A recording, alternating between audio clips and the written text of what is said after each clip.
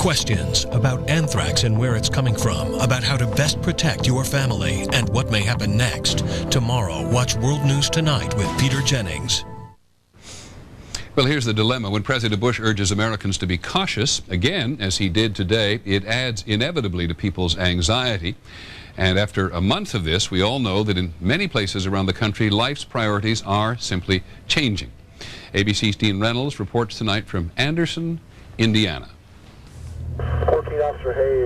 For officers Mitch Carroll and Chad Boynton, night patrol is different now. To get down and rattle fences and check gates and locks, I mean, that's not something that we ordinarily do. Okay, I'll check this side. But these days, anything that could be a terrorist target, from pumping stations to public schools, is minutely inspected. It could happen here. Will it happen here? Doubtful, but can it happen? Absolutely.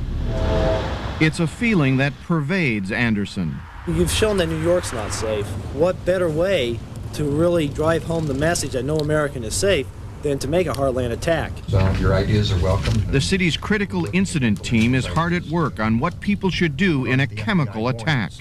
Shut their doors, lock their windows, close the drapes. The city government is preparing a special booklet for Anderson's residents explaining what to do in the case of an emergency. It's the kind of thing that's reminiscent of the Cold War 40 or 50 years ago.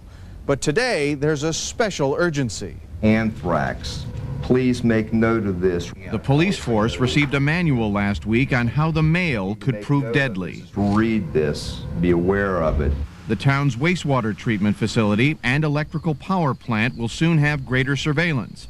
And at City Hall, they'll soon be barricading an entrance. This is an absolute weakest point for vehicles driving into this structure. At the airport, fences will be raised, security codes will be changed, and charter passengers screened and escorted. Used to, you would just let them walk out the front door and walk out to their airplane.